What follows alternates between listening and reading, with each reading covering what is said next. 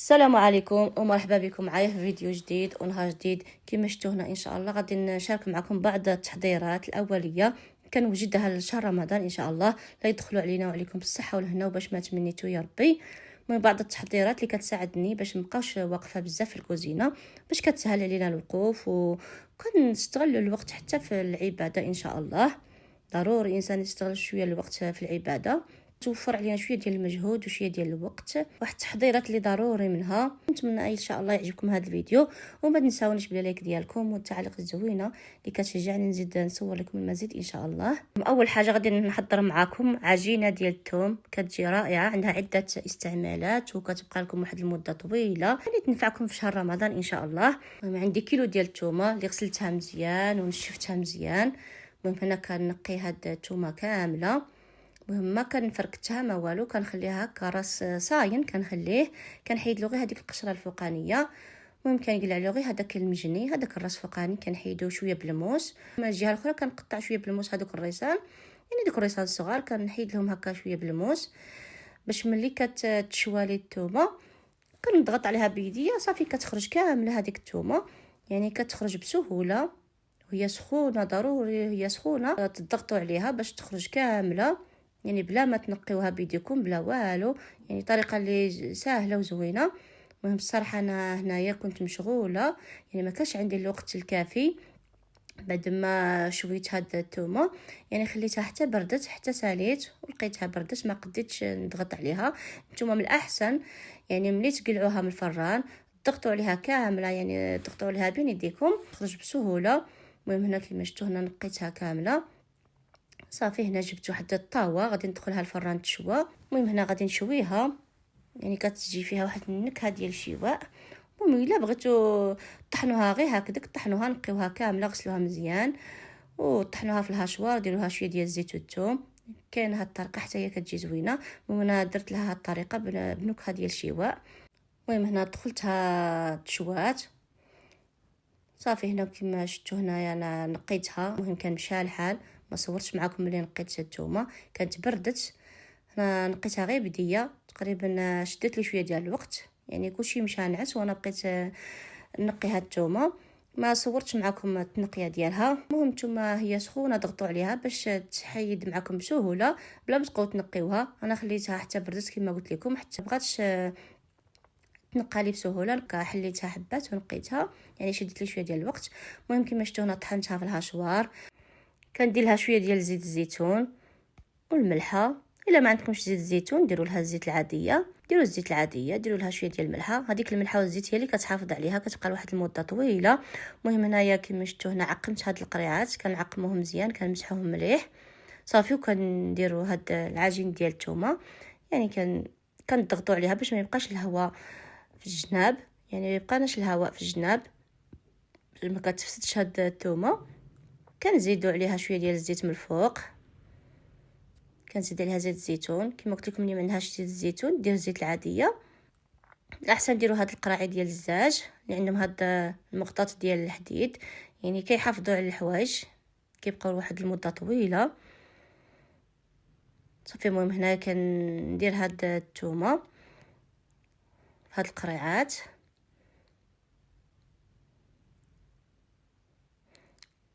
المهم طريقه زوينه، من الاحسن الانسان يشري الثومه كثيره ويدير لها الطريقه، ولا غير يطحنها كما قلت لكم بلا ما يشويها في الفران، غير يطحنها ويدير لها الزيت والثوم صافي. وكيديرها في بواطات ديال الزاج، ومن بغى يستعملها كيستعملها كيلقاها واجده، يعني كتنفعنا بزاف وكتوفر علينا واحد المجهود كبير. ما يبقاش كل مره ينقي الثومه ويطحنها. شوفوا معايا كي جات صراحه كتجي زوينه. ودابا غادي نمشي نوجد معكم الفلفله الحمراء والخضراء. المهم عندي هاد الحبات كانوا واجدين عندي، قلت كنقطعهم ونديرهم في المجمد نشاركهم معكم ضمن تحضيرات رمضان ان شاء الله. شوفوا معايا كي كندير نحيد هذاك الراس ديال الفلفله بلا ما نقطعه بالموس، كندخل هذاك الراس نضغط عليه غير بيدي، كندخلو لداخل وكنولي نجبدو. شوفوا معايا الطريقه، طريقه سهله وزوينه البنات.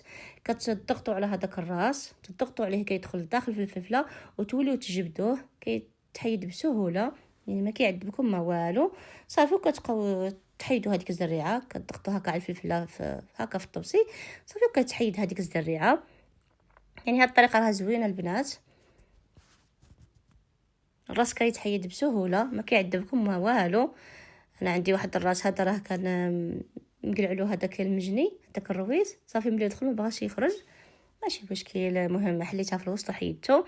المهم كنقطع هاد الفلفله الحمراء والخضراء، كنقطعها هكا طريفات صغار، راكم عارفين قطع مربعات صغار، هكا نستعملهم هكا في البيتزا ولا في الحشوات، هكا ينفعونا بزاف.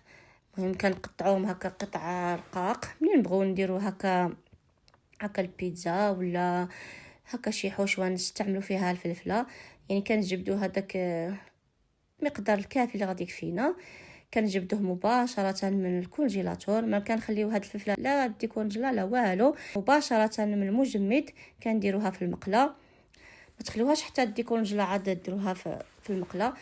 المهم ضروري ما طيبوها مباشره من الكونجيلاتور المقله، ما تخليوهاش حتى ديكونجلا عاد تقليوها لانها كتضيع هكذا كتفسد. المهم انا كنقطع هاد الفلفله الحمراء والخضراء، كنقطعها قطع مربعات، هكا نستعملهم هكا الحشوات، راكو عارفين مسمن معمر. مهم هكا ضروري كنستعملها في المسمن معمر، في حتى البيتزات يعني غير مره قليل في كنستعمل فلفله. الدراري كيبغيو لي البيتزا غير بالبصله، ما كيبغوش فيها هكا الفلفله بزاف، قوه الفلفله. غير ملي كنتوحشها انا كندير هكا شي حبات فيهم هكا الفلفله. المهم اغلبيه غادي نستعملها غير في الحشوات. المهم هذاكشي علاش وجدت غير كميه قليله، ما غاديش نوجد واحد الكميه كثيره، يعني وجدت غير هاد الحبات، انا ما غاديش نستعملها بزاف في البيتزا. المهم كيما شفتوا كنقسمها على جوج، كنحيد هذاك الخويط هكا اللي كيكون صفر لداخل، ضروري ما تحيدوه لان كيطلق شويه ديال المروره، كنفوتو عليه كامل، ولا بقات شي زريعه كنحيدوها وكنقطعوها هكا رقيقه. صافي كنقطعوا كامل هاد الفلفله اللي عندنا، غادي نخلي واحد الحبات غادي نقطعهم على شكل طولي. صافي كنقطعها هكا على جوج وكنقطعها هكا على شكل طولي باش ما تجينيش طويله بزاف، كنقطعوها شويه رقيقه. هذه غادي نستعملها في البيتزا، اغلبيه هاد اللي قطعتها على شكل طولي غادي نستعملها في البيتزا، واللي قطعتها مربعات غادي نخليها تقريبا غير الحشوات. صافي كنستمر نقي هاد الفلفله اللي عندي باش في رمضان ان شاء الله بلا ما نبقى نشري فلفل هكا البيتزا ولا الحشوات. كما شفتوا ما كثرتش، يعني درت غير واحد الكميه قليله وصافي. صراحه راه من الخضره كيزيدوا في الثمن في هاد الفلفله الحمراء. انا هنا جبت غير هاد الفلفله الحمراء الطويله، اللي غتستعمل ديك الفلفله الكركبه الحمراء تستعملها، اغلبيه راها موجوده في السوق هاد الفلفله، هادشي اللي يبان لي غير هاد الفلفله الطويله. صافي هنا كنخلط الفلفله الحمراء والخضراء كنخلطهم بجوج. كيما شفتوا الانسان راه كيشتها في رمضان، ما رمضان راه ديال العباده ماشي ديال الشهوات. صراحه راه الانسان كيكون صايم راه كيشتها اي حاجه، ضروري الانسان يوجد بعد هاد الحويجات للوليدات، واخا حنا ما على بالناش، ولكن الوليدات اللي عندها الوليدات الله يحسن العون كيبغيو الشهوات، وضروري ما نفرحوا وليداتنا في شهر رمضان. ضروري يوميا كل نهار نديروا لهم حويجه، الانسان غير ما يبدلش وصافي، يعني كل نهار يدير حاجه ولا هكا جوج حوايج. الانسان ما يعمرش الطابله حتى كل شيء يبقى شايط وكل شيء طرمه، راه التبديل ماشي مزيان. وعاوتاني نفرحوا وليداتنا واخا غير شهيوه في النهار ولا جوج شهيوات وما نخليوهمش بلاش. بعد ما ساليت مهم كان ندير هذيك الفلفله اللي قطعتها على شكل مربعات في جبانيه وغادي نخلطها مزيان. كنخلط هذيك الفلفله الحمراء مزيان، كنخلط الفلفله الحمراء والخضراء مزيان. المهم اللي بغات تخلي الحمراء بوحدها تخليها، واللي بغات تخلي الخضراء تخليها. انا خلطتهم بجوج، كنخلطهم بجوج. الصراحه انا عندي غير هاد الساشيات اللي ما كيتبلعوش، شريتهم غير من حدانا، ما مشيتش اسواق الكبرى باش نجيب هذوك الساشيات اللي كيتبلعوا. ما كان هادشي اللي كان عندي موجود في الدار، يعني درتهم غير في هاد الساشيات. من الاحسن ديروهم في الساشيات اللي كيتبلعوا، ديروا دوك الساشيات اللي كيكونوا صغار من الاحسن باش تجبدوا الكميه الكافيه بلا ما ترجعوها للمجمد، يعني كما تجبدوها يعني تستعملوها ضربه واحده. المهم انا كندير هنا غير شويه شويه، غير اللي غادي نستعمل ضربه واحده يعني في مره، بلا ما غادي نبقى نحيد ونرجع، يعني كل شويه كنديرها بوحدو باش ملي نبغي واحد الكميه صافي نديرها كامله بلا ما نرجع النص الاخر للمجمد.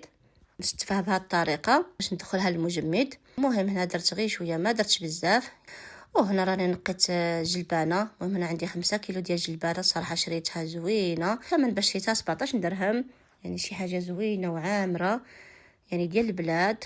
تبارك الله حلوه هاد الجلبانه، الانسان يستغل الوقت ديالها، واخا صراحه شويه زايده في الثمن، ولكن جلبانه زوينه بزاف. نقيتها كامله، غسلتها مزيان، نشفتها مزيان وخليتها ليله كامله وهي تنشف. صافي درتها في هاد الميكات. المهم غادي نوجدها رمضان ان شاء الله. كتنفعنا هكا بزاف، هكا في الطواجن، ثاني نديرها في الطاجين هكا رمضان، هكا للسحور ولا العشاء. المهم كما شفتوا معايا هنا عندي 5 كيلو. المهم كل كيلو درتو في ساشيه، باش من بغي ندير غادي ندير ساشيه كامله هكا في الطاجين. بصراحه كتجي زوينه مع البيض، هكا نفوروها وكنديروها مع البيض هكا الفطور. المهم هنايا كنبلع حتى الساشيات، كنبلعهم مزيان باش ما يدخلهمش النفس وباش ما يشدوليش حتى البلاص في المجمد. صراحه شحال ما وجدتم حاجه هكا رمضان تنفعكم يعني وتوفروا حتى الوقت والمجهود، بلا ما تبقاو كل مره كتنقيو جلبانه. وبلا رمضان الانسان ينقي واحد الكميه كبيره، يشري كميه كبيره وينقيها ويوجدها يديرها في المجمد، يعني كان نحتاجوها يعني في الساعه. كتجينا ساهله ملي كنجبدوها كنطيبوا بها، بلا نبقاو كل مره نشريو جلبانه ونقيوها. المهم هادو هما التحضيرات اللي شاركتهم معكم. الجلبانه المهم شاركت معكم الطريقه ديال الاحتفاظ بالجلبانه في المجمد، شاركت معكم طريقه الاحتفاظ بالفلفله في المجمد، شاركت معكم الطريقه ديال عجينه ديال الثوم بنكهه شواء كتجي خطيره. نتمنى ان شاء الله يعجبكم هذا الفيديو، وما تنساونيش باللايك ديالكم والتعليق الزوينه اللي كتشجعني نزيد نصور لكم المزيد ان شاء الله. والى اللقاء، الى فيديو قادم، والسلام عليكم ورحمه الله.